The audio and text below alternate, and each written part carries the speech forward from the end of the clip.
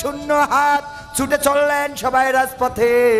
আর যার হাতে এত ক্ষমতা, এনএসআই, ডিজিএফআই, সেনাবাহিনী, পুলিশ, বিডিআর, আর্মি, নিজের পোশাক উত্তাম এবং আমার দাদার দেশ থেকে আনাম স্পেশাল সিকিউরিটি ফোর্স কোনো কিছু রক্ষা করতে পেরেছে?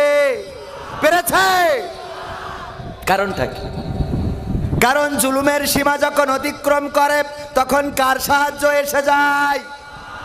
যখন নীল নদের তীরে দাঁড়ালো মুসা আলাইহিস সালামের সাহাবীরা বলল, ওগো মুসা, বড় বিপদে পড়ে গেলাম, বড় বিপদে ফেলে দিলে, এখন তো আর কোনো রাস্তা নাই, কোন পথে নিয়ে আসলে? কেন, কি হয়েছে? সামনে তো নীল নদ, সামনে তো সাগর, এই পানি কি করে পার হব?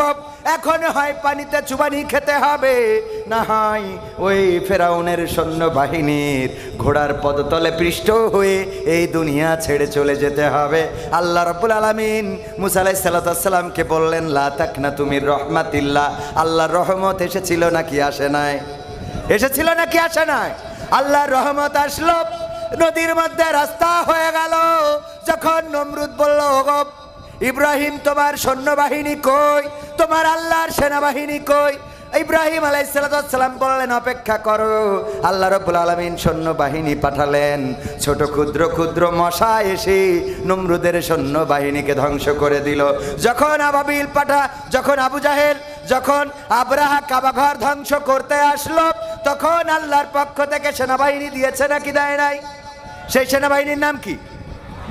আবাবিল। ঝাঁকে ঝাঁকে পাখি প্রেরণ করলেন, আর সেই পাখি কঙ্কর নিক্ষেপ করলো, তাতে করে চর্বিত পশুর ভুসির ন্যায় হয়ে গেল এই আব্রাহার বাহিনী। আর বর্তমান তাদের প্রেতাত্মারা এই বাংলাদেশ ছাড়তে হয়েছে। এই জন্য আমি বলেছি, ওগো আমার ভাইয়েরা, সাহস নিয়ে দাঁড়িয়েছ তাই মুক্ত হয়েছে জমিন, সাহস করে দাঁড়ালে আর একবার কায়েম হয়ে যাবে দিন। ঠিক না বেঠে? হাত উঁচু করে বলেন, ঠিক না বেঠে? সাহস নিয়ে দাঁড়িয়েছ তাই মুক্ত হয়েছে জমিন, সাহস করে দাঁড়ালে আর একবার কায়েম হয়ে যাবে দিন। নয় নয় নয় আর কোনো ভয়, আনতে হবে দিনের বিজয়। নয় নয় নয় আর কোনো ভয়, আনতে হবে দিনের বিজয়, দিনের বিজয়। যারা ভেবেছিল ছাড়বে না আর ক্ষমতার ওই মাসনদ, দেখেছে তারা রবের পাকড়াও কি করে করে নাস্তানাবুদ। যারা ভেবেছিল ছাড়বে না আর ক্ষমতার ওই মাসনদ, দেখেছে তারা রবের পাকড়াও কি করে করে নাস্তানাবুদ। তাই নয় নয় নয় আর কোনো ভয়, আনতে হবে দিনের বিজয়, দিনের বিজয়। মানুষের সাথে যারা করেছে দুশ্মনী, করেছে বাড়াবাড়ি, দেশের বুকে তাদের হয়নি তো জায়গা, যেতে হলো মামার বাড়ি। মানুষের সাথে যারা করেছে দুশ্মনী, করেছে বাড়াবাড়ি, দেশের বুকে তাদের হয়নি তো জায়গা, যেতে হলো মামার বাড়ি। তাই নয় নয় নয় আর কোনো ভয়, আনতে হবে দিনের বিজয়, দিনের বিজয়। কাবা রক্ষায় যেই মহারব পাঠিয়েছিলেন আবাবিল, আজও তিনি দয়াময় তেমনই আছে, বদলেনি তো একদিন। ঠিক না বে? ঠিক বিশ্বাস হয় না? কাবা রক্ষায় যেই মহান রব আবাবিল পাঠিয়েছিল, তিনি কি এখন বৃদ্ধ হয়েছেন? নাউজুবিল্লাহ, বৃদ্ধ হন নাই, বয়সও হয় নাই, বরং যেমন ছিলেন তেমন আছে।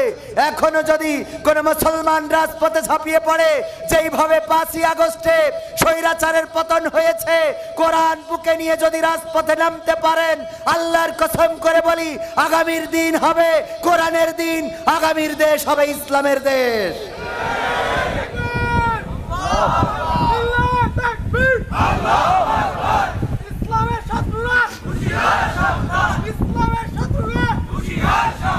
কাবা রক্ষায় যেই মহারব পাঠিয়েছিলেন আবাবিল, আজও তিনি দয়াময় তেমনই আছে, বদলেনি তো এক দিল। তাই নয় নয় নয় আর কোনো ভয়, আনতে হবে দিনের বিজয়, দিনের বিজয়।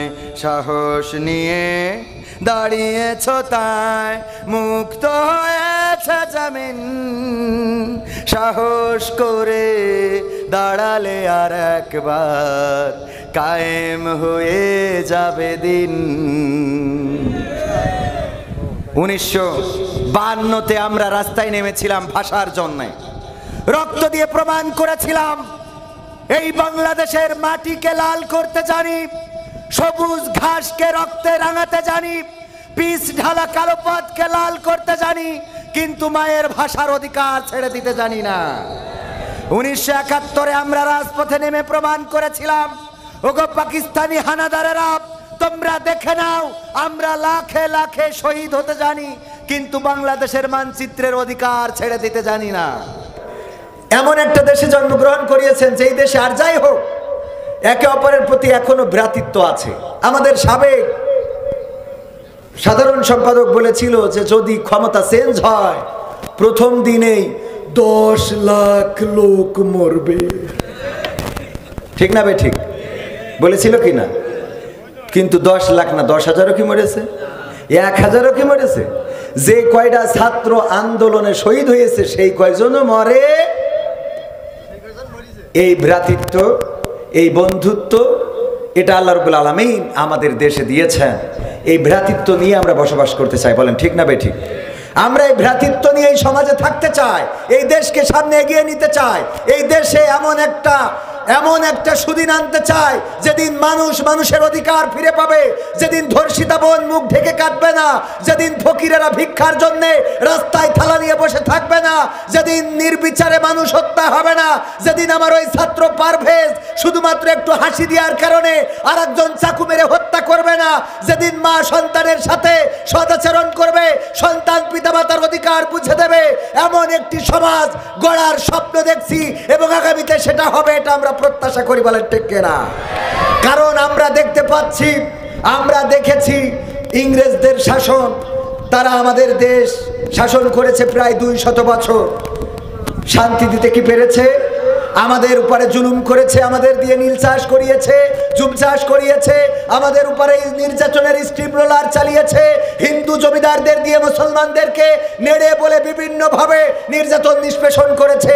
এরপরে আমরা পেয়েছি পাকিস্তানরাও 23টা বছর আমাদের শোষণ করেছে, নির্যাতন করেছে, জুলুম করেছে, অবিচার করেছে, অনাচার করেছে।